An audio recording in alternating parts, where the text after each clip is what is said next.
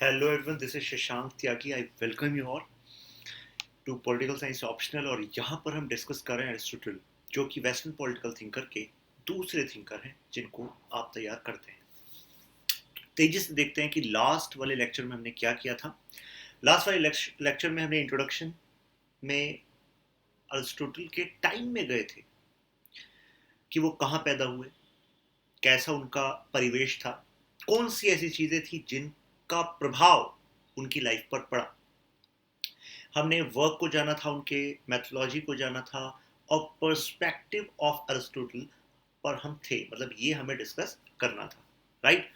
सो जो लोग ऐसे हैं जिन्होंने अभी ये पीछे वाला एक छोटा सा लेक्चर है वो नहीं देखा है, तो उनसे रिक्वेस्ट है प्लीज़, आपके विंडो में ही शो हो रहा होगा, तो प्लीज़ उस लेक्चर पे भी चले जाइएगा और हम स्टार्ट करते हैं।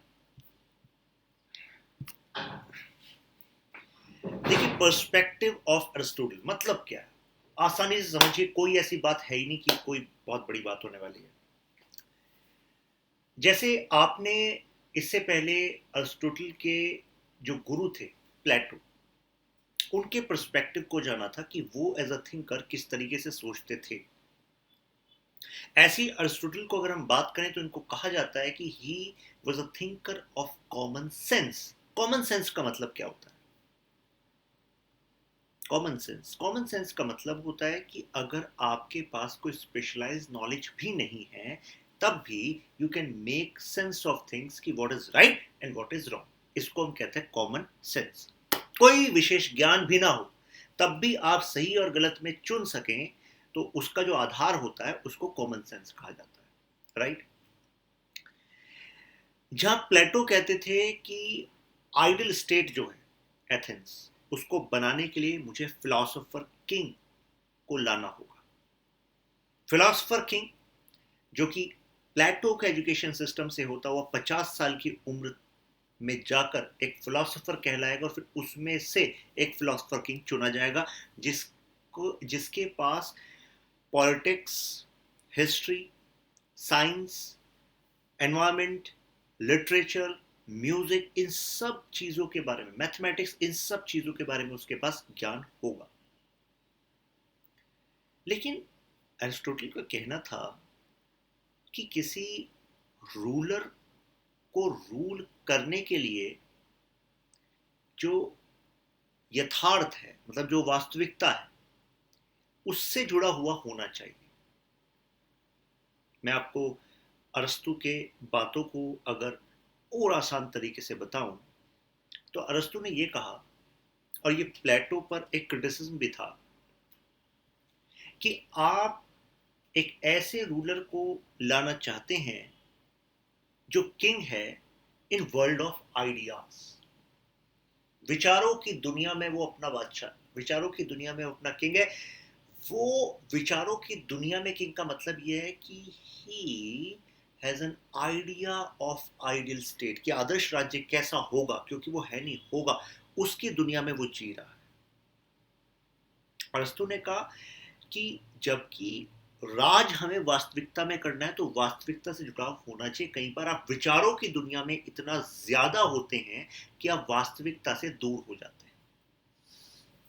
उन्होंने कहा कि we can not deny reality of material world completely.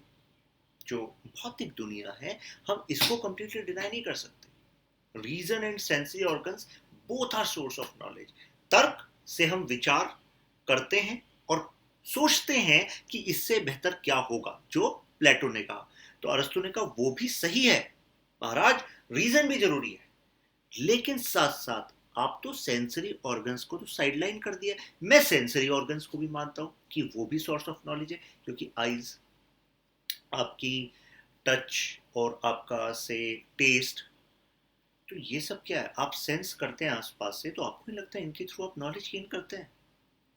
Years, eyes आपके पास हैं, सेंसरी ऑर्गन्स ये हैं, तभी तो आप इस वीडियो लेक्चर के दौरान नॉलेज को गेन कर पा रहे हैं।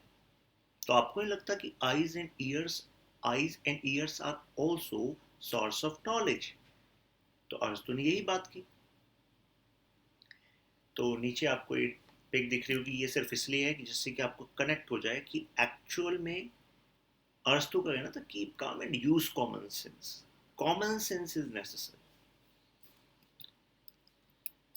अब देखिए, उन्होंने एक बात कही कि अगर हम वर्ल्ड ऑफ नेचर को समझ लें तो we can understand what is to be done and what is to be avoided. अब यहाँ पे वर्ल्ड ऑफ नेचर है क्या? उन्होंने कहा कि देखो, आसपास दुनिया में कौन सी चीजें कैसे चलती हैं, अगर इसका ज्ञान हमें है तो इस ज्ञान के बलबूते हम ये फैसला ले सकते हैं कि क्या सही है और क्या गलत है। Everything is discovered in this world, there is no need to discover. अब ये वाली जो लाइन है, इस पे कई लोग सोचते हैं तो क्या कह दिया, यानी कि कोई डिस्कवरी की जरूरत नहीं है। अरिस्टोटल की इस स्टेटमेंट को कई लोग मिसकॉन्स्टिट्यूट करते हैं, मीन्स इसका गलत मतलब निकाल लेते हैं, लेकिन आप ऐसा नहीं निकालेंगे, क्योंकि एक जो विचारक होता है, एक थिंकर जो होता है, वो जो बात कहता है उसके अंदर मतलब कुछ और होता है। कई बार जो शब्द हैं, अगर बिना उसके बैकग्राउंड को समझे केवल आप शब्दों पर ध्यान देंगे तो थिंकर को पकड़ नहीं पाएंगे। थिंकर इसमें क्या कह रहा है, जरा अब पकड़िएगा। Everything is discovered in this world, there is no need to discover. बस तो कह रहे हैं कि दुनिया में हर चीज है, वो पहले से मौजूद है, हम तो केवल उसकी सेंस करते हैं कि अच्छा ये भी है, ये भी है। हम अपने आप से बनाते नहीं। जैसे जहां प्लेटो कह रहे थे कि जो रियलिटी है मेटेरियल वर्ल्ड वाली, वो तो लिमिटेड है, लेकिन एक्चुअल में through ideas, through world of ideas, we shift this reality to a higher pedestal. एक आदर्श की तरफ हम लेकर जाते हैं, लेकिन वो कहते हैं, अरस्तु कहते हैं, आदर्श हो या वर्तमान, सब कुछ ऑलरेडी है।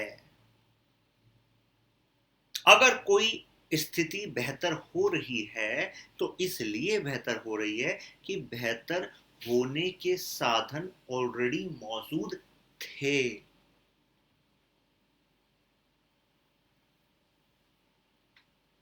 एग्जाम्पल देता हूं,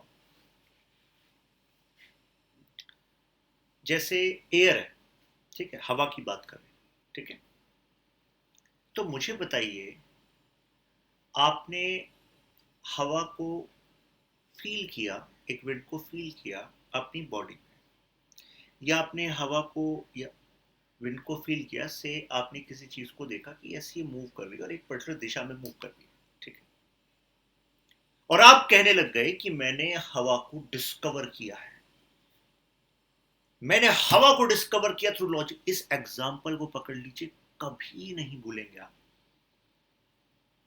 और आप किसी से स्टेटमेंट किसी के पूछ कर देखिएगा, वो घूम जाएगा।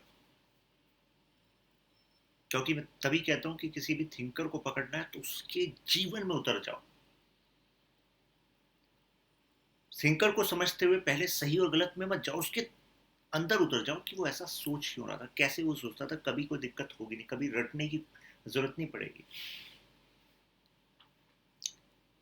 हवा से आपने कुछ पत्तों को हिलते हुए देखा और आपने अपने लॉजिक से कहा कि मैंने हवा को डिस्कवर कर लिया है, क्योंकि कोई चीज है जो ऐसे चल रही थी, मैंने हवा को डिस्कवर किया है थ्रू माई आइडियाज।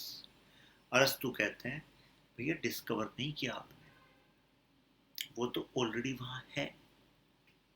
आपने तो अब उसकी एक सेंस बनाई है, वो भी किसके बलबूते बनाई है, अपने सेंसरी ऑर्गन से। आपने पत्ते को हिलता हुआ देखा, कहां से, आंखों से। आपने बॉडी पे कुछ प्रेशर देखा हवा का, कैसे, क्योंकि दिस बॉडी है सेंसरी ऑर्गन्स। तो क्या आपने हवा को डिस्कवर किया है या हवा पहले से ही थी? तो पहले से ही थी ना। तो एक्चुअल में वर्ल्ड के बारे में जब वो ये बात कह रहे हैं तो इसलिए कह रहे हैं कि आप अपने सेंसरी ऑर्गन्स और तर्क दोनों के समायोजन से, दोनों के उपयोग से, by using both, we are able to do more. आप एक की बलि नहीं चढ़ा सकते। आप ये नहीं कह सकते सेंसरी ऑर्गन्स क्या है, कुछ नहीं। असली रियलिटी तो ideas no. Aristotle is against this. Aristotle is against this. Got it? So everything is in this world is discovered and there's no need to discover. तो इसका मतलब क्या था कि आप सेंसरी ऑर्गन्स, मैटेरियल वर्ल्ड को भी प्राइमेसी दीजिए, क्योंकि ये भी वास्तविकता है।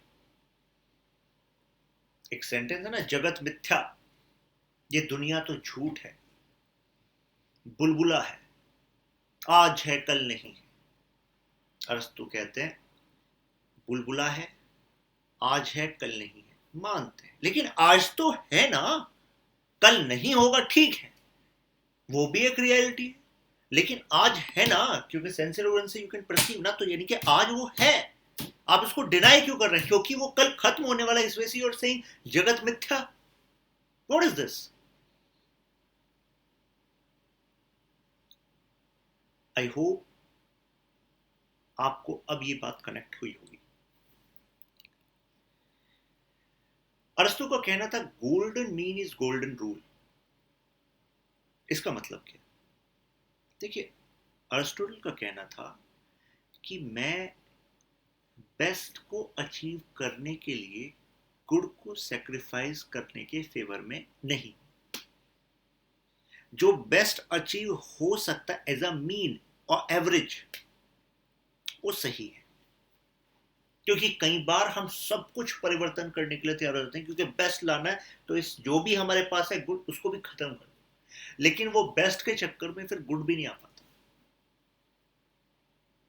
सब कुछ खत्म हो जाता है। तो ही it doesn't believe in extreme. जबकि प्लेटो, जो इनके गुरु थे, वो एक्सट्रीम में बिलीव करते, वो आइडियल में बिलीव करते, लेकिन ये कहते थे बीच का रास्ता, golden mean is the golden rule. Aristotle को कहा जाता है कि he was a functionalist. Functionalist मतलब क्या है? देखिए, फंक्शनलिस्ट का मतलब होता है जो आपके सिस्टम में ऑलरेडी इस्टेब्लिश्ड इंस्टीट्यूशंस हैं, जो ऑलरेडी इस्टेब्लिश्ड ऑफिसेस हैं, एजुकेशन इंस्टीट्यूशंस हैं, कॉन्वेंट ऑफिसेस हैं, अगर आप उन्हीं सिस्टम्स का इस्तेमाल करके चीज़ों को पहले से बेहतर करते हो, प्रॉब्लम्स को सॉल्व करते हो, जो इस तरह की विचारधारा में बिलीव करता है, उसको हम कहते हैं फंक्शनलिस्ट। दोबारा रिपीट करता हूँ, इसके लिए कई सारे नाम है। प्रकारवादी भी है, कार्यात्मकवाद भी है। मतलब क्या होता है कि जो चीज़ें जैसे चल रही हैं आप उनको ख़त्म मत करो, उन्हीं का इससे बेहतर इस्तेमाल करके आप सुधार लाने में अगर विश्वास करते हैं तो you are a functionalist. Got it? वो ऐसा नहीं कहते कि सब कुछ खत्म करो, इस एजुकेशन सिस्टम को खत्म करो, इस डेमोक्रेसी को खत्म करो, ऐसी बात नहीं करते। तो मुझे बताइए, अगर मैं कहूं कि Plato was a functionalist, Plato was a functionalist, तो आपका आंसर क्या होगा? यस और नो? बताइए, एकदम जवाब दीजिए, यस या नो। जितने लोगों के दिमाग में आया एकदम से प्लेटो वॉज अ फंक्शनलिस्ट, जितने लोगों के दिमाग में आया यस, तो मैं बताना चाहूंगा कि एक तो होता है गलत और एक होता है सरासर गलत। ये सरासर गलत है कि प्लेटो वॉज अ फंक्शनलिस्ट। प्लेटो कहां से फंक्शनलिस्ट हो गया? प्लेटो तो रेडिकल था, वो तो आमूल परिवर्तनवादी था, वो तो एजुकेशन सिस्टम जैसे चल रहा था उसको खत्म करके, डेमोक्रेसी उसको खत्म करके, वो तो नए सिस्टम को स्टैब्लिश करने की बात करता था। तो how can he be a functionalist? Aristotle was a functionalist. तो जिन्होंने बोला था नो, उनका जवाब सही है। चलिए आगे बढ़ते हैं। ये कहा जाता है कि अरिस्टोटल वाज अ कंजर्वेटिव। यानी कि कंजर्वेटिव का मतलब क्या होता है? देखिए, हिंदी में उसको कहते हैं रूढ़िवादी। ठीक है, रूढ़िवादी वो लोग होते हैं जो अपने कस्टम्स, ट्रेडिशंस यानी कि रीति रिवाजों को में बिलीव करते हैं और उनको सहेज कर चलना चाहते हैं, उनको कंजर्वेटिव कहते हैं। कंजर्वेटिव आसानी से अपने रीति रिवाजों पर क्वेश्चन करके उसमें बदलाव अलाउ नहीं करते। अगर किसी बदलाव की बात भी आती है तो वो धीरे धीरे बदलाव की बात करते हैं, यानी कि वो सुधार की बात करते हैं, अपने रीति रिवाजों को खत्म करने की बात नहीं करते। वो होते हैं कंजर्वेटिव, रूढ़िवादी। लेकिन मैं आपको बताऊं, कई लोग रूढ़िवादी और कट्टरवादी में कंफ्यूज होते हैं, मतलब कंजर्वेटिव में और फंडामेंटलिस्ट में। देखिए दोनों में डिफरेंस है। जो फंडामेंटलिस्ट होते हैं they do not accept changes, वो तो एक्सेप्ट ही नहीं करते। सीधी सी बात पकड़ लो, कट्टरवादी वो कट्टर है, वो तो मतलब वो तो कोई बदलाव चाहता ही नहीं है, वो कट्टरवादी है। जबकि जो कंजर्वेटिव है, जो रूढ़िवादी है, वो स्लो जो चेंजेस हैं, जो धीरे धीरे जो बदलाव हैं, उनको वो करने के लिए तैयार हो जाता है। Got it? तो आप ध्यान रखेंगे अगर पर्सपेक्टिव की बात करेंगे एरिस्टोटल के, कि वो फंडामेंटलिस्ट भी थे और कंजर्वेटिव थे। Got it? क्या कट्टरवादी थे वो? नहीं, कट्टरवादी नहीं थे, क्योंकि वो खुद बदलाव की बात करते थे। उनकी थ्योरीज में आपको पता लगेगी, लेकिन कम बदलाव, धीरे धीरे बदलाव। अब देखिए, जानते हैं उनकी पहली थ्योरी, थ्योरी ऑफ स्टेट, राज्य का सिद्धांत। ठीक है, सबसे पहले तो ये स्टेट होती क्या है, व्हाट इज स्टेट? याद करिए, पॉलिटिकल साइंस ऑप्शनल के पहले लेक्चर में ही हमने बात की थी कि ये स्टेट होती क्या है, राज्य होता क्या है। भाई राज्य है क्या? एक जिसका एक एरिया है, जिसमें एक पॉपुलेशन है निश्चित, जिसमें एक सरकार है, और वो क्षेत्र जो है और जो उसकी सरकार है, वो अपने फैसले अपने बारे में लेने के लिए पूरी तरह सोवरन है, संप्रभु है। तो चार फैक्टर्स अगर कहीं होते हैं तो उसको हम क्या कहते हैं? स्टेट। चार फैक्टर्स क्या बताए? एरिया, पॉपुलेशन, गवर्नमेंट और सोवरेनिटी। ठीक है, उसको हम क्या कहते हैं? स्टेट कहते हैं। अब देखिए, अरिस्टोटल की कुछ बहुत ही महत्वपूर्ण स्टेटमेंट्स आपके सामने है स्क्रीन पर, और कई बार क्वेश्चन इन्हीं स्टेटमेंट से आया है। ठीक है, एक एक करके समझेंगे और बिल्कुल ऐसा समझेंगे दिमाग में बैठ जाए। मैं मान के चल रहा हूँ कुछ आता ही नहीं आपको, तो टेंशन लेने की जरूरत ही नहीं है। ठीक है, अरिस्टोटल ने कहा कि man is by nature a political animal. मानव प्रकृति से एक राजनीतिक प्राणी है। ऐसा क्यों? देखिए, ऐसा इसलिए कहा गया क्योंकि अरिस्टोटल का ये कहना था कि इंसान बिना स्टेट के रह ही नहीं सकता। पॉलिटिकल यहां पर शब्द इसलिए यूज किया गया क्योंकि हमेशा इंसान को कुछ ऐसे लोगों की जरूरत पड़ेगी ही पड़ेगी, जो लोग वहां की व्यवस्था को संभाले जहां पर वो इंसान रहता है। उसको जरूरत पड़ेगी ही पड़ेगी कि कुछ लोग ऐसे होने चाहिए जो जिम्मेदारी ले कानून व्यवस्था की, सुरक्षा की। पड़ेगी जरूरत, ये प्रकृति है। क्योंकि इंसान अपने सारे काम स्वयं नहीं कर सकता। वो अपनी पूरी परिवार की सुरक्षा की जिम्मेदारी, अपनी जमीन की सुरक्षा की जिम्मेदारी, अपने कपड़ों की जिम्मेदारी, अपनी सारी चीजों की जिम्मेदारी, कि मैं ही खेती करूंगा, मैं ही ये करूंगा, मैं ही ये रूल बनाऊंगा, मैं ही फिर रूल इंप्लीमेंट करूंगा। ऐसा कभी हो सकता है क्या? नहीं हो सकता। तो यानी कि हम ऐसे एनिमल हैं, मतलब man is that kind of animal who has necessity of being political। अब पॉलिटिकल का मतलब आप जानते क्या है? जनरली तो ये मानते हैं कि पॉलिटिकल नेगेटिव कॉनोटेशन, इसके खिलाफ ये, इसके खिलाफ। That's not political. बताया था आपको फर्स्ट लेक्चर, कहां से निकला ये शब्द? पॉलिस, सिटी स्टेट, नगर राज्य। और हमेशा कुछ लोगों की जरूरत पड़ेगी जो कानून व्यवस्था बनाएंगे, जो उसको इंप्लीमेंट कराएंगे, जो सुरक्षा देंगे अधिकारों की, लाइफ की, प्रॉपर्टी की। तो इंसान इसके बिना रह नहीं सकता। आप सोच लो, कल को स्टेट हटा दी जाए यहाँ से, कि आपको कहा जाए कि भाई दिल्ली पुलिस, जैसे मैं दिल्ली में हूँ तो दिल्ली पुलिस, आप जहाँ पर हैं वहाँ की पुलिस, कह रही है कि भाई अब जो भी हो 5 दिन के लिए हम अपना काम बंद कर दें। सरकार कहते हैं कि 5 दिन के लिए सरकार यहाँ पर है नहीं, भूल जाइए। और 5 दिन में जो, जब सरकार कह रही है 5 दिन के लिए भूल जाइए कि कोई सरकार है, तो मुझे बताइए कि आपको लग रहा है कि हम उतने सेफ होंगे जितने सेफ इस टाइम पर हम फील करते हैं? नहीं होंगे। क्योंकि कितने लोग अपनी इच्छाओं की पूर्ति के लिए आपका सामान ले जाएंगे, दुश्मनियों की दुश्मनी निकाल लेंगे। उनको पता है कोई राज्य नहीं है इस टाइम पे। राज्य है तो कानून है, कानून है तो डर है, इम्प्लीमेंटिंग एजेंसीज हैं, तभी तो व्यवस्था चल पा रही है, और तभी तो इसको व्यवस्था कहते हैं। Got it? One who can live without state is either a beast or god, but he can not be a man. Arastu ने कहा कि अगर कोई कह रहा है कि मैं राज्य के बिना रह सकता हूं, तो अरस्तु ने कहा भैया वो या तो जानवर है, जंगल में देख लो, क्या जंगल में कोई चुनाव हो रहे हैं? क्या जंगल में कोई राजा है जिसके हिसाब से कहानियों में आपने पढ़ा होगा शेर राजा है, सब उसकी सुनते हैं, लेकिन हकीकत ये है कि वहां पर कोई रूल बनाना, रूल इंप्लीमेंट करना क्या इस तरीके से हो पाता है जिस तरीके से इंसान करते हैं? नहीं ना। या फिर क्या है, भगवान है, भगवान को जरूरत नहीं है, क्योंकि भगवान को माना जाता है कि भगवान के पास तो सारी शक्तियां हैं, वो तो खुद स्रोत है इस जीवन का। But he can not be a man. आदमी अगर है तो उसको राज्य की जरूरत पड़ेगी ही पड़ेगी, क्योंकि वो अपनी सभी आवश्यकताओं की पूर्ति खुद नहीं कर सकता, और अगर उसकी सभी आवश्यकताओं की कोई पूर्ति कर सकता है तो वो केवल राज्य है।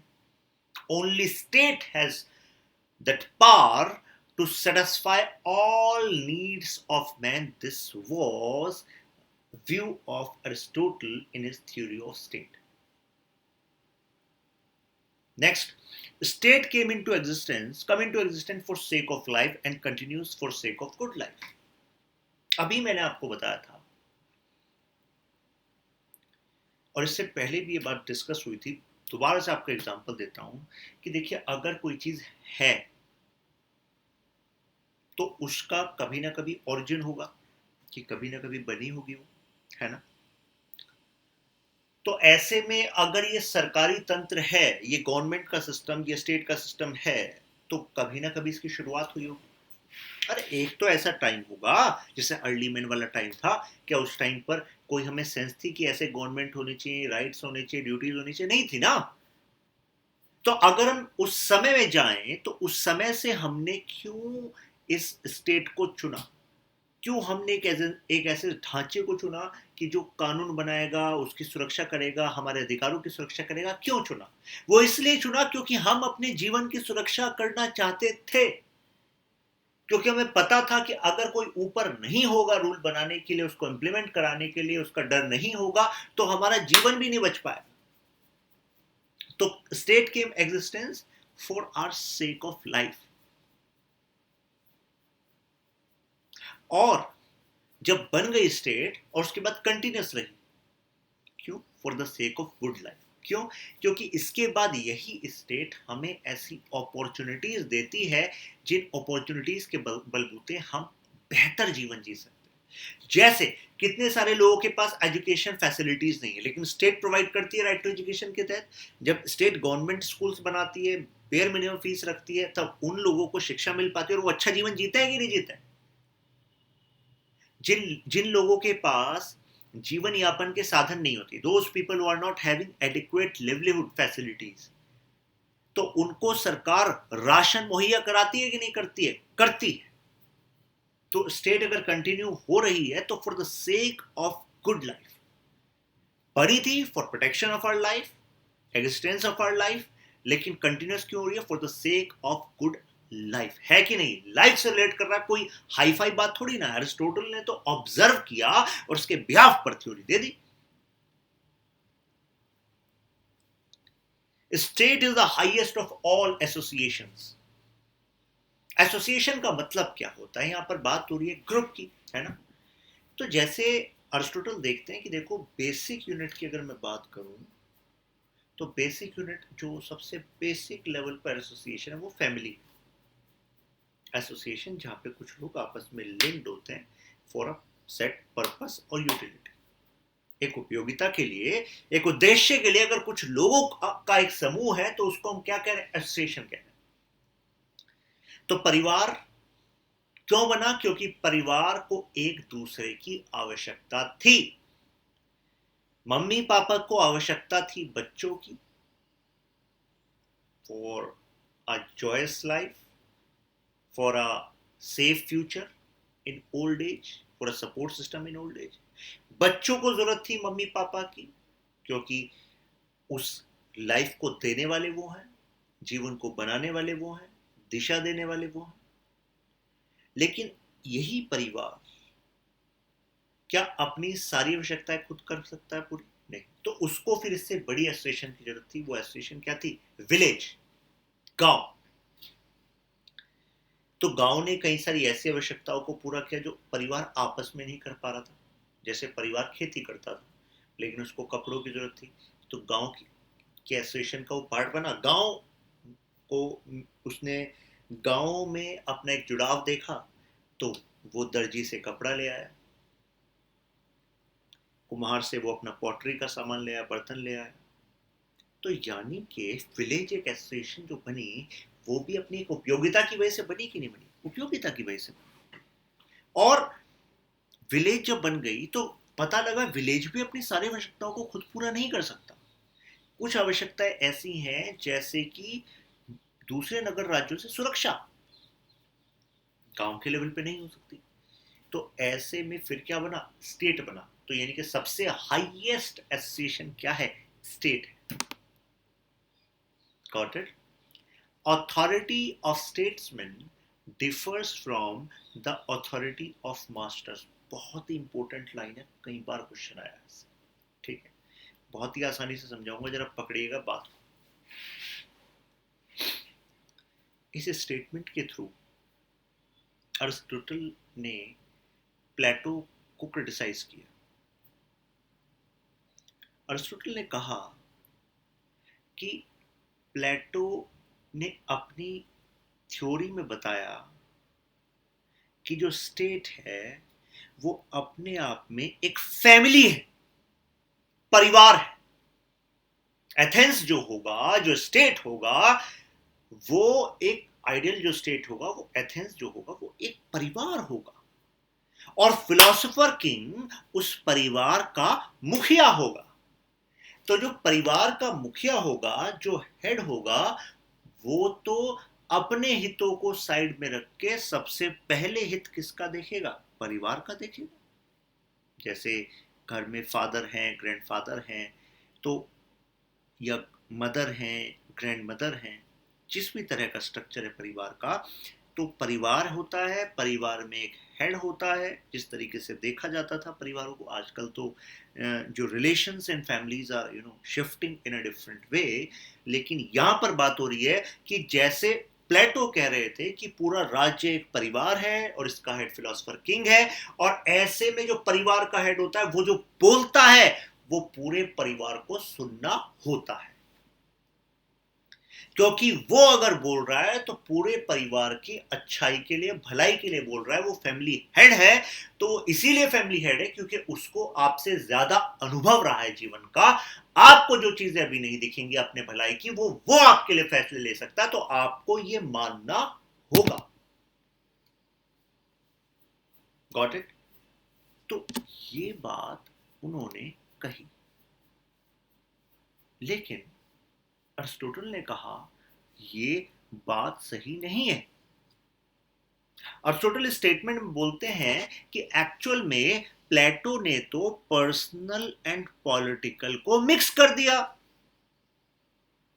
वो तो इस तरीके से बता रहे हैं पूरा स्टेट एक परिवार है, और जब वो कह रहे हैं कि फिलोसोफर किंग जो भी बोलेगा आपको करना होगा क्योंकि वो आपके फैमिली का हेड है, तो ये तो एक तरीके से फैमिली का उदाहरण देकर फिलोसोफर किंग को एक्स्ट्रा पावर या टोटलिटेरियन स्टेटस देने वाली बात हो गई कि देखो जैसे परिवार में हेड होता है, ऐसे फिलोसोफर किंग हेड है, वो जो कहेगा मानना पड़ेगा क्योंकि परिवार का हेड। तो इस तरीके से तो आपने उसकी शक्तियों को बहुत ज्यादा बढ़ा दिया है। तो इस तरीके से तो जो स्टेट के अन्य लोग हैं, उनके जो व्यक्तिगत अधिकार होंगे, जो उनकी इच्छाएं होंगी, आकांक्षाएं होंगी, बेटर आइडियाज होंगे, वो सब दब जाएंगे। तो इस वजह से उन्होंने कहा कि personal political are separate, family family है, स्टेट स्टेट है। फैमिली फैमिली का काम पूरा करती है, स्टेट स्टेट का काम पूरा करता है। फैमिली जिन आवश्यकताओं को पूरा करती है, जरूरी नहीं है कि स्टेट उन आवश्यकताओं को पूरा कर सके। फैमिली इमोशनल सपोर्ट होती है, फैमिली स्ट्रेंथ देती है। तो क्या स्टेट वो चीजें दे सकता है? उस तरीके से नहीं दे सकता। तो इस वजह से स्टेटमेंट के थ्रू ने कहा, देखिए authority of statement differs from the authority of masters. जो स्टेट्समैन है, स्टेट्समैन का मतलब क्या है? स्टेट्समैन का मतलब है जो अभी अरस्तु जिसमें बिलीव करते हैं कि जो शासन चलाने वाले हैं उनका काम करने का तरीका मास्टर से अलग होगा। क्योंकि मास्टर वाला रिलेशन तो प्लेटो ने कर दिया था अपनी थ्योरी में, कि जो कहेगा मास्टर वो सुनना होगा। एग्जाम्पल किसका दे दिया था? परिवार का, इसको थोड़ा और बेहतर तरीके से जानते हैं। देखिए, थ्योरी ऑफ स्टेट की बात कर रहे हैं तो मैं आपको बता दूं, एंशियंट ग्रीस में, प्राचीन ग्रीस में दो पॉलिटिकल ट्रेडिशंस चलते थे, यानी कि दो तरह की राजनीतिक विचारधाराएं चलती थी। एक तो था सोफिस्ट ट्रेडिशन, बताया था सोफिस्ट। सोफिस्ट वही स्कूल्स जो कि प्लेटो, सोक्रात यानी कि सोक्रेटिस, उनके दौरान चलते थे। एक तरफ तो सोफिस्ट थे, वो क्या पढ़ाते थे? वो पढ़ाते थे कि भैया आप, एजुकेशन का पर्पस है कि आप जो अच्छी जॉब लो, पावर लो, विलासिता का जीवन जियो। और सोक्रेटिक ट्रेडिशन किसकी बात करता था? वो रियल नॉलेज की बात करता था, डायलेक्टिक की बात करता था, क्वेश्चन करने की बात करता था, क्रिटिकल रीजनिंग को एजुकेशन का सबसे महत्वपूर्ण भाग मानता था। सोफिस्ट ट्रेडिशन देखिए क्या कहता था कि state is artificial, man is prior to state. Sophist ये मानते थे, सोफिस्ट ये मानते थे कि भैया स्टेट तो मानव ने बनाई है, तो मानव पहले, स्टेट बाद में। ठीक है। लेकिन सोक्रेटिक ट्रेडिशन, जिससे सोक्रेटिस थे, आपके प्लेटो थे, अरिस्टोटल थे, उनका मानना था state is natural, state is prior to man. जब वो ये बात कर रहे थे, वो इसलिए कर रहे थे, उनका कहना था कि मानव का जीवन स्टेट के बिना एग्जिस्ट कर ही नहीं सकता, स्टेट के बिना एग्जिस्ट कर ही नहीं सकता। तो अगर जीवन के एग्जिस्टेंस से जुड़ा हुआ है स्टेट, तो स्टेट को तो नेचुरल बोलना पड़ेगा। State is prior to man इसलिए बोला क्योंकि स्टेट हमेशा एक व्यक्ति से पहले आएगा, तभी वो स्टेट में स्टेबिलिटी होगी।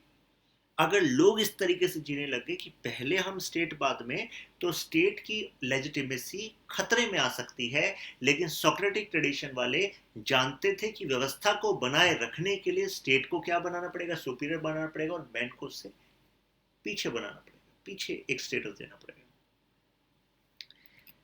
जैसे एक एग्जाम्पल देता हूं आपको, तो यहां पर एक इमेज में आपको दिख रहा होगा, जैसे Aamir Khan, sun rises in the east, Deepika Padukone है, sun rises in the west. ठीक है। तो आमिर खान अपना एक परसेप्शन बता रहे हैं, दीपिका ने अपना एक परसेप्शन बताया, देखो मैं ये मानती हूँ, ये मानते हैं। ठीक है। अब देखिए सोफिस्ट जो होंगे वो इसको कैसे डील करेंगे? सोफिस्ट कहेंगे sun rises in the east is true for Aamir but not true for Deepika. यानी कि सोफिस्ट तो क्लियरली जो है उसको ऑब्जर्व करके अपना स्टेटमेंट दे रहे हैं, देखिए ईस्ट में होता आमिर खान के हिसाब से, लेकिन जो दीपिका है वो इस बात से वास्ता नहीं रखती, उनके लिए गलत है। लेकिन जो सोक्रेटिस है, वो देखिए, जो सोक्रेटिक ट्रेडिशन है वो क्या कहेगा? No, either sun rises in the east or west, we may not know which. यानी कि सोक्रेटिक ट्रेडिशन जो है, देखिए वो क्वेश्चन कर रहा है, वो कह रहा है कि भाई अगर सूरज उदय हो रहा है तो या तो ईस्ट में होगा या वेस्ट में होगा। ठीक है। और हमें यह मानना पड़ेगा कि अभी हमें नहीं पता कि ये कहाँ से हो रहा है। तो यानी कि सोक्रेटिस ट्रेडिशन वाले वो रीजनिंग लगा रहे हैं, वो तर्क लगा रहे हैं, वो सच पर पहुंचने की कोशिश कर रहे हैं। जबकि सोफिस्ट वाले क्या कर रहे हैं, सोफिस्ट वाले मोर ओवर जो मेटेरियल वर्ल्ड की रियलिटी जो उस समय सिचुएशंस के लिए उपयुक्त है, वो उसी पर अपना बिलीफ रखे हुए हैं। Got it? तो ये बात तो आपको पता ही है कि सोक्रेटिक ट्रेडिशन में डायलेक्टिक्स का इस्तेमाल होता है, रीजनिंग का इस्तेमाल होता है, उसी के बेसिस पर वो अपने ज्ञान को बढ़ाते हैं, सच के करीब पहुंचते हैं। अब देखिए, थ्योरी ऑफ स्टेट की जब बात कर ही रहे हैं अरिस्टोटल की, तो आप इस फिगर को ध्यान रखिएगा, आपको दिमाग में बैठ जाएगी बात। तो अरिस्टोटल के according origin of state is in the need of man. ध्यान रखिएगा इस बात को कि राज्य की उत्पत्ति मानव की आवश्यकता में, आवश्यकता है तभी तो राज्य है। तो पहले मानव था, मानव को आवश्यकता थी कुछ, उनकी पूर्ति किसने करी? फैमिली ने करी। मैन को जरूरत थी कुछ, जैसे बताया आपको, financial stability, emotional stability, physical stability, तो उसने किसको बनाया? परिवार को बनाया। अब परिवार की कुछ जरूरतें थी, तो कौन से एसोसिएशन को बनाया? विलेज को बनाया। अब विलेज की कुछ जरूरतें थी, सुरक्षा वाला आपको बताया है ना, कुछ चीजें जो खुद विलेज के पास नहीं है, दूसरे विलेजेस से मिल सकती हैं, दिलवाएगा कौन? कानून के द्वारा, स्टेट। तो यानी कि इस वजह से फिर किसकी जरूरत पड़ी? स्टेट की। तो only state is capable of fulfilling all the needs of man. बताया आपको ये। State is the highest of all associations, और वही सारी इच्छाओं की पूर्ति कर सकती है, ऐसा अरिस्टोटल ने कहा था। ध्यान रखिएगा, आंसर में कोट करना है, तभी मार्क्स गेन होता है। Man is a social animal, यानी कि मानव तो ऐसा जानवर है कि उसको जरूरत है लोगों की। When state is absent, man becomes the worst animal. और जैसे स्टेट को आप हटा दो, तो वो क्या है? सबसे खतरनाक जानवर अगर कोई धरती पे है तो व्यक्ति है, क्योंकि उस पर दिमाग है, इमेजिनेशन पावर है। और अगर स्टेट को हटा दो, तो वो इमेजिनेशन पावर से नेगेटिव चीजों की कीर्तिमान स्थापित कर देता है। देखिए रहे आप, स्टेट के होते होते मानव अपने तौर तरीकों से कितना नुकसान कर रहा है, और स्टेट को हटा दोगे तो देखो क्या हाल होगा। अब देखिए अरिस्टोटल का क्या कहना था। State should be self sufficient, capable of fulfilling all needs of man, hence state should be moderate in size and population. लिख लीजिएगा, इसको आप ऐसे में भी कोट कर सकते हैं, जीएस पेपर 4 में भी कोट कर सकते हैं। अब इस बात को मैं ऐसे लाइव एग्जांपल से आपको बताता हूं, ठीक है। अरिस्टोटल का कहना था कि सबसे हाईएस्ट एसोसिएशन जो है, जो समूह है, वो राज्य है। और वो इस वजह से है क्योंकि राज्य आपकी सभी आवश्यकताओं की पूर्ति कर सकता है। राज्य में आपका विश्वास इसी वजह से है क्योंकि वहां से आपकी आवश्यकताओं की पूर्ति हो रही है। और अगर राज्य आपकी आवश्यकताओं की पूर्ति नहीं कर पाता, तो मुझे बताइए, क्या आपका विश्वास ऐसे राज्य में होगा? नहीं होगा। फिर आप चीजों को अपने हाथ में लेना स्टार्ट कर दो, कहोगे राज्य से कुछ नहीं हो पाएगा, हम ही करेंगे। तो ऐसे में वो हिदायत दे रहे हैं अरिस्टोटल कि राज्य को सेल्फ सफिशिएंट होना चाहिए, अपनी आवश्यकताओं की पूर्ति स्वयं होनी चाहिए, और capable of fulfilling all the needs of man. और जितनी आवश्यकताएं हैं व्यक्ति को सारी पूरी करनी चाहिए, क्योंकि जब तक आप आवश्यकताओं की पूर्ति नहीं करोगे, तब तक राज्य हाईएस्ट एसोसिएशन कैसे कहलाएगा।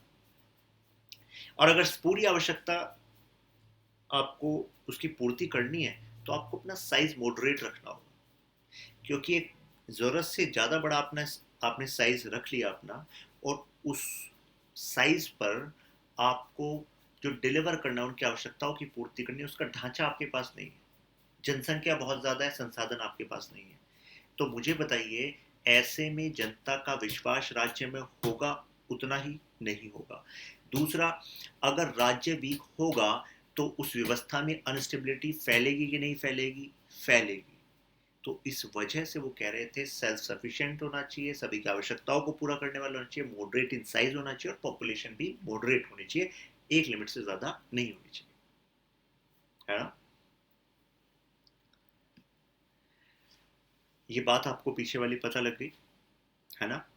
अब देखिए, ये वाली स्टेटमेंट मैंने अभी आपको बताई थी, authority of statement is different from authority of master. जो स्टेट्समैन होता है, स्टेट्समैन का मतलब क्या होता है? जो ऐसा व्यक्ति है जो राज्य में शासन को चलाने में एक महत्वपूर्ण भूमिका निभाता है, उसको हम क्या कहते हैं? स्टेट्समैन कहते हैं। मास्टर तो क्या होता है? मास्टर का रिलेशन होता है स्लेव से, कि भाई वो फैसला लेता है और दूसरों को फॉलो करना होता है। अब देखिए, मैंने आपको अभी एग्जांपल दिया था, प्लेटो ने क्या कहा था? State is family, philosopher king is head of family. ओहो, citizen should have unquestionable obedience toward authority of father in family. और इस वजह से जो नागरिक हैं उनके अनक्वेश्चनेबल ओबीडियंस होना चाहिए, जो कह दिया उस पर क्वेश्चन नहीं करना, बस मान लेना है। Should sacrifice their interest for family. और क्योंकि हेड ऑफ द फैमिली ने कहा तो अपनी इच्छाओं को साइड में रखो, अपने हितों को साइड में रखो, परिवार की सोचो। Personal and political were merged. Personal और पॉलिटिकल को क्या कर दिया? मर्ज कर दिया, है ना? पर्सनल आपकी पर्सनल लाइफ होती है, लेकिन उन्होंने क्या कह दिया? स्टेट ही क्या है? फैमिली है। अरिस्टोटल का कहना है कि principles of family can not become principles state. इस स्टेटमेंट को याद रखिएगा। अरिस्टोटल ने कहा कि देखिए, परिवार के जो सिद्धांत होते हैं आप उसको राज्य में लागू नहीं कर सकते। परिवार और राज्य दोनों अलग हैं। State is not family but family of families. State family नहीं है, फैमिली ऑफ फैमिलीज है, दोनों में फर्क है। मैंने क्या बताया? मानव से क्या बना? परिवार, परिवार से बना गांव, और गांव से क्या बना? स्टेट। देखिए, आप में से कुछ सोचेंगे कि सर गांव की शब्द का इस्तेमाल ही क्यों कर रहे हैं? हम तो आज के स्टेट में देखते हैं, आज तो सिटीज़ भी होते हैं, मेट्रोपॉलिटन सिटीज़ भी होते हैं, उनका एग्जाम्पल क्यों नहीं लिया? मैं बताना चाहूँगा कि हम इस टाइम पर एंशियंट ग्रीस में हैं, प्राचीन ग्रीस में हैं। आप यहाँ की मत सोचिए। और जिस जगह की मैं बात कर रहा हूँ वहाँ पर इतने बड़े बड़े नेशंस नहीं होते थे जैसे आज आपके यहाँ होते हैं। उस टाइम पर सिटी स्टेट्स होते थे। सिटी के लेवल पर तो स्टेट ही है अपना। तो सिटी से नीचे क्या होगा? विलेज होगा। विलेज से नीचे क्या होगा? फैमिली होगी। और फैमिली से नीचे क्या होगा? मैन होगा। Got it? इस वजह से विलेज के बाद डायरेक्ट क्या है? स्टेट है, क्योंकि स्टेट वहां पर क्या है? सिटी स्टेट है, शहर नुमा राज्य है। उसका अपना एक डिफेंस है, उसकी अपनी एक पार्लियामेंट है जो वहां पर उस टाइम पर चलती थी। उसी का एरिस्टोक्रेटिक कुलीन वर्ग है जो वहां पर शासन करता है। तो स्टेट क्या फैमिली है? नहीं, फैमिली ऑफ फैमिलीज है। क्यों? मैन से फैमिली, फैमिली से विलेज, और विलेज से स्टेट। तो कई सारी फैमिलीज की फैमिली है स्टेट।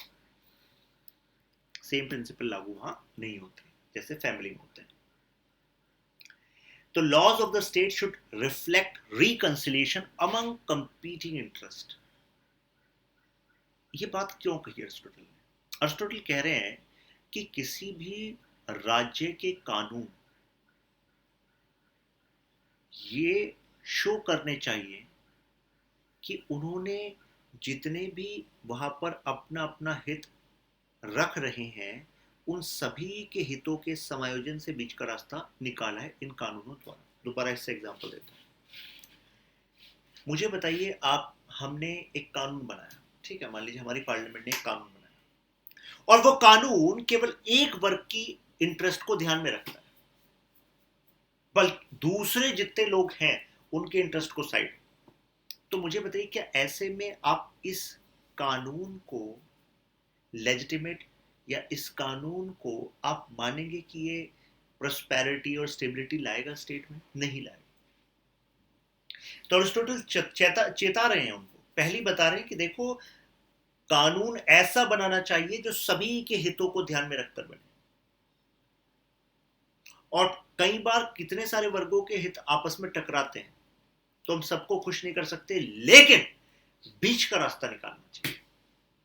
कि बीच का रास्ता क्या है? Golden mean is golden rule. याद रखिएगा, ये अरिस्टोटल कह रहे हैं, गोल्डन मीन, बीच का रास्ता निकालो। सभी के जो प्रतिद्वंदी है कि भाई मेरा ये हित, मेरा हित, उसके बीच का रास्ता निकालो। और वो जो रास्ता निकला है वो आपके कानून में झलकना चाहिए, जिससे सबको ये लगे कि हाँ, हम सबके हितों के बारे में पूछा तो सही, ध्यान तो रखा सही, और ऐसा कानून बनाया जो किसी विशेष वर्ग के लिए फायदा नहीं बल्कि सबके लिए किसी ना किसी तरीके से फायदा लाएगा। आपको नहीं लगता ये स्टेटमेंट आज भी उतनी ही प्रैक्टिकल जितनी वो एंशिएंट ग्रीस में थी? और इसी वजह से मैं कहता हूं कि जब आप पॉलिटिकल साइंस पढ़ रहे हैं, you are not just learning political science, आप पूरी लाइफ पढ़ रहे हैं। आप एडमिनिस्ट्रेशन पढ़ रहे हैं, प्रशासन की तकनीक पढ़ रहे हैं, आप पढ़ रहे हैं कि क्यों हमारे कानून ऐसे बनते हैं, क्यों वहां पर इतने स्टेक होल्डर्स का ध्यान रखा जाता है, इस वजह से रखा जाता है। Plato emphasise on excessive unity and uniformity. Plato तो क्या कहते थे, यूनिटी होनी चाहिए, सबकी यूनिटी किससे होनी चाहिए, स्टेट से होनी चाहिए, यूनिफॉर्मिटी होनी चाहिए। लेकिन अरिस्टोटल कहते हैं कि देखो स्टेट को अचीव करनी चाहिए यूनिटी इन डाइवर्सिटी। हर राज्य में विविधता रहेगी, अलग अलग विचारों के लोग होंगे, अलग अलग हितों वाले लोग होंगे, अलग अलग पैसे वाले लोग होंगे, अलग अलग शिक्षा वाले लोग होंगे, लेकिन राज्य का काम है कि उसमें भी एकता रखे, अनेकता में एकता, क्योंकि अनेकता में एकता रहेगी तभी स्टेबिलिटी रहेगी। आप कहोगे कि नहीं सबकी अनेकता को खत्म करके हम तो तब एकता लाएंगे, सब एक जैसा ही सोचें, सब एक जैसा ही धर्म फॉलो करें, सब एक जैसा ही खान पान रखें, तो अरिस्टोटल ने कहा इट्स अ फ्यूटाइल एक्सरसाइज। हमें तो यूनिटी एंड डाइवर्सिटी पर ध्यान देना चाहिए। आपको नहीं लगता आज भी इसकी यूटिलिटी है? बिल्कुल है इस सेंटेंस की। Got it? सो आज हमने बात की है अभी तक थ्योरी ऑफ स्टेट की, ठीक है? थ्योरी ऑफ स्टेट आपको क्लियर हुई। अब हम बात करने वाले हैं थ्योरी ऑफ सिटीजनशिप की, नागरिकता। सबसे पहले तो मुझे बताइए नागरिकता की जरूरत पड़ती क्यों है, क्या है ये नागरिकता? एनीवन? सोचिए दिमाग, आपको टाइम दे रहा हूं।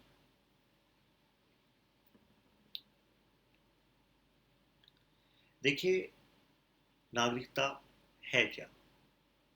वो एक कानूनी दर्जा है राज्य में किसी व्यक्ति का।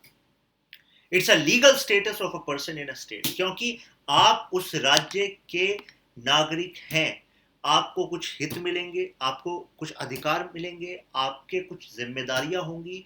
ये सब इस बात पर निर्भर करता है कि आप जिस जगह रहते हैं, जिस जगह काम करते हैं, उस पर आपका दर्जा क्या है। तो नागरिकता जो है, जो सिटीजनशिप है, it's a legal status of a person in state.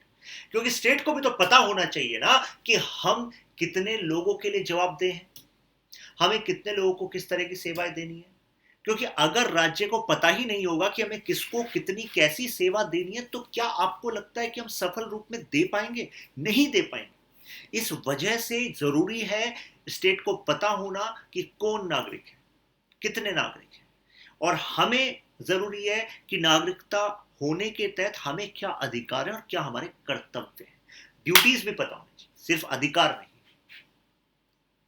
तो देखिए जो अरिस्टोटल की थ्योरी ऑफ सिटीजनशिप है, उसमें नागरिकता मिलने के दो आधार उन्होंने बताए हैं, दो बेसिस बताए कि इन लोगों को नागरिकता मिलनी चाहिए उस राज्य की। एक है जस सोली। जस सोली लैटिन भाषा का वर्ड है। इसका इंग्लिश में जो अनुवाद है, इंग्लिश में जो मतलब है वो है बाई बर्थ, हिंदी में जन्म से। तो अरिस्टोटल कहते हैं देखिए अगर किसी स्टेट में, किसी राज्य में किसी व्यक्ति का जन्म हुआ है तो उसको वहां की नागरिकता मिलनी चाहिए। तो मुझे बताइए आज भी ऐसा होता है कि नहीं होता है? होता है। जन्म के आधार पर बाई बर्थ हमें नागरिकता मिलती है।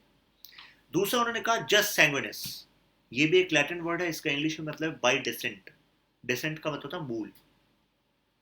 आपके जैसे माता पिता इस राज्य के थे, लेकिन वो कुछ दिनों के लिए कहीं काम पर गए हुए थे कि हम किसी असाइनमेंट पे बाहर दूसरे राज्य में काम कर रहे हैं। राज्य यहाँ पर देश मान लीजिए, और वहां पर आपका बर्थ हो गया, लेकिन आपके मम्मी पापा नागरिक यहीं के ही हैं, भारत के हैं, लेकिन वो काम करने ईरान गए थे, ईरान में आपका बर्थ हो गया। तो ऐसे में आपको भारत की नागरिकता मिलेगी कि नहीं मिलेगी? मिलेगी, क्योंकि आपके मम्मी पापा के अभी भी नागरिकता कहाँ की है? भारत की है। तो आप जाएंगे, अप्लाई करेंगे, बाय डिसेंट आपको मिल जाएगी। और देखिए अरिस्टोटल भी उस टाइम पर कह रहे थे बाय डिसेंट मिलना चाहिए। और देखिए नागरिकता का यह आधार रखा क्यों गया? अरिस्टोटल ने कहा कि नागरिकता का ये आधार मैंने इसलिए रखा क्योंकि जिसका जन्म होता है किसी जगह, या जिसका मूल होता है किसी जगह से, उसका उस जगह से जुड़ाव होता है, उसका उस जगह के विकास के प्रति, उसके डेवलपमेंट के प्रति एक जिम्मेदारी वाली भावना होती है। किसी दूसरे के अंदर, किसी दूसरे राज्य को लेकर वो भावनाएं नहीं हो सकती जितना उसके जन्म और मूल होने के कारण डेवलप होती है। इस वजह से उन्होंने ये बात कही थी। उन्होंने कहा कि नागरिकता is a duty towards state, मतलब citizenship is a duty towards state to participate in legislative and judicial function. ध्यान रखिएगा, अरिस्टोटल का जो नागरिकता से मर्म था वो नहीं था जो आज आप देखते हैं। आज तो हम क्या कहते हैं, हम सिटीजन है तो हमारा अधिकार है, हम अपने अधिकार के लिए हाई कोर्ट चले जाएंगे using article 226 of Indian constitution. हम अपने फंडामेंटल राइट को लेने, हम अपने फंडामेंटल राइट्स को क्लेम करने सुप्रीम कोर्ट चले जाएंगे using article 32 of Indian constitution. अधिकारों की बात चलती है। लेकिन यहां पर नागरिकता का देखिए क्या मतलब था, ध्यान दीजिएगा। उन्होंने कहा ड्यूटी टुवर्ड स्टेट। अगर आप नागरिक हैं तो नागरिक होने का मतलब है कि आपका राज्य के प्रति ये कर्तव्य, और यहां पर कर्तव्य से भी मतलब उन्होंने बताया कि आपको लेजिस्लेटिव और जुडिशियल फंक्शन में पार्टिसिपेट करना होगा। और मैं बताऊं, जब मैं ये बता रहा हूं टू पार्टिसिपेट इन लेजिस्लेटिव, उस समय अरिस्टोटल के समय वहां पर डायरेक्ट डेमोक्रेसी होती थी। डायरेक्ट डेमोक्रेसी का मतलब होता है, छोटे से राज्य में डायरेक्ट डेमोक्रेसी का मतलब सीधे लोग कानून बनाने में रोल निभाते थे, क्योंकि नागरिकता हर किसी के पास नहीं होती थी। प्रॉपर्टी क्लास के पास, मास्टर्स के पास, प्रॉपर्टी क्लास मास्टर्स मैन, और वो भी यंग एज के, केवल उनके पास नागरिकता होती थी। तो उनकी जिम्मेदारी होती थी कि राज्य का कोई कानून बने तो आप आइए कानून को बनवाने, और साथ में जब कोई न्यायिक फैसला हो तो उसमें भी आप आइए अपनी भूमिका निभाने कि आपको क्या लगता है किसको क्या सजा मिलनी चाहिए। तो दोनों बातें याद रखिएगा, लेजिस्लेटिव फंक्शंस में पार्टिसिपेट होना और जुडिशियल फंक्शंस में आपका पार्टिसिपेट होना। उन्होंने कहा कि those capable to do above duty can become citizens, rest are excluded. जो ये कर्तव्य निभा सकते हैं दोनों, याद रखिएगा, छूटने नहीं चाहिए आपसे। नहीं तो बच्चे क्या करते हैं, थ्योरी ऑफ सिटीजनशिप को कोरिलेट कर लेते हैं प्रेजेंट से।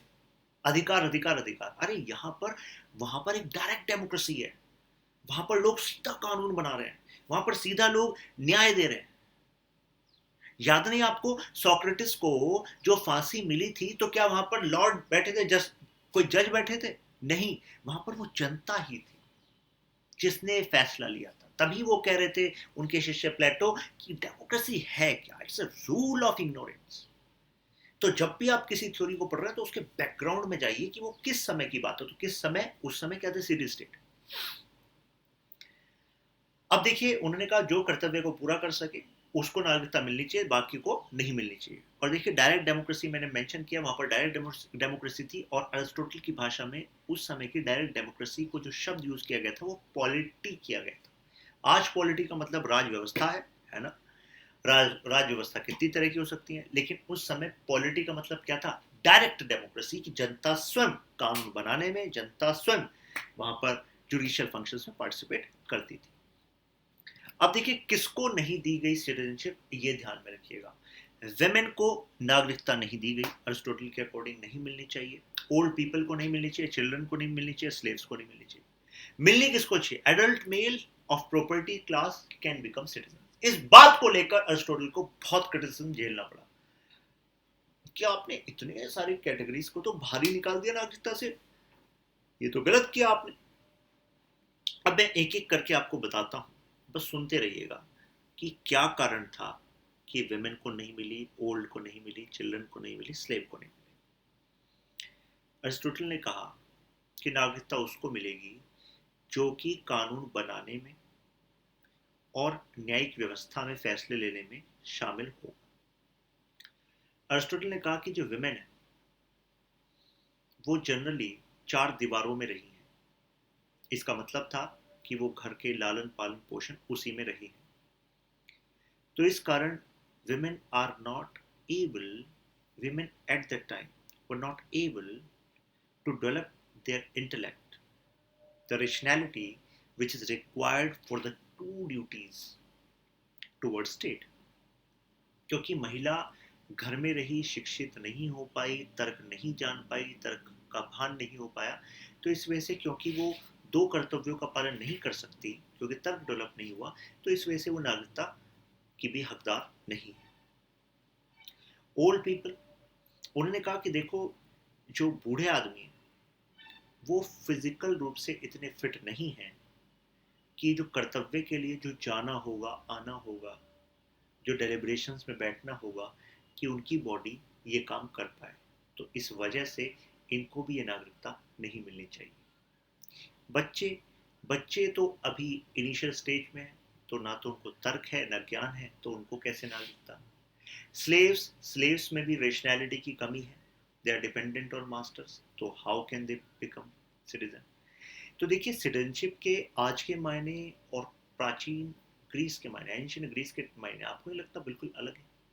एरिस्टोटल को कई लोगों ने सराहा भी, उन्होंने कहा वो अपने इस टाइम के हिसाब से सही थे, उस टाइम पर नागरिकता का यही डेफिनेशन होता था, उसके हिसाब से उन्होंने बोला, और आज के समय में चीज़ें बदल गई हैं। तो क्रिटिसिज्म क्यों हुआ था नैरो कंपोजिशन ऑफ सिटीजनशिप, कि इतने कम लोगों की क्यों लिया आपने नागरिकता में, और लोगों को क्यों नहीं लिया? और अप्रिशिएटेड भी किए गए, और अप्रिशिएट पता है क्यों किए गए? क्योंकि उन्होंने नागरिकता का जो मीनिंग है उसको कनेक्ट किया कर्तव्य से। नागरिकता कोई फॉर्मल स्टेटस नहीं है, अरिस्टोटल ने कहा। और आजकल देखिए हम कैसे नागरिकता, नागरिक होना काफ़ी फॉर्मल सी बात मानी जाती है, उसके पीछे के मर्म से लोग कनेक्ट नहीं हो पाते। जब इलेक्शन का टाइम होता है तो वोट नहीं डालने जाते, क्योंकि सिटीजनशिप इज फॉर ग्रांटेड। लेकिन अरिस्टोटल कहते हैं citizenship is not for granted, एक कर्तव्य है कि आप स्टेट के अफेयर्स में पार्टिसिपेट करेंगे। तो जब भी इलेक्टोरल रिफॉर्म्स पे क्वेश्चन आएगा जीएस पेपर 2 में या एसए में आपको कोट करना होगा, तो आप एरिस्टोटल की इस बात को कोट कर सकते हैं कि एरिस्टोटल ने फॉर्मल स्टेटस से सिटीजनशिप को हटाकर, मतलब वो उनका मानना था कि it's not a formal status, उन्होंने उसके सब्सटेंशिव मीनिंग, उसके डेप्थ मीनिंग की ये ड्यूटी है सिटीजनशिप होना कि आप स्टेट के अफेयर्स में पार्टिसिपेट करेंगे, उसकी फंक्शनिंग में पार्टिसिपेट करेंगे, जिम्मेदारियों को पूरा करेंगे। Got it?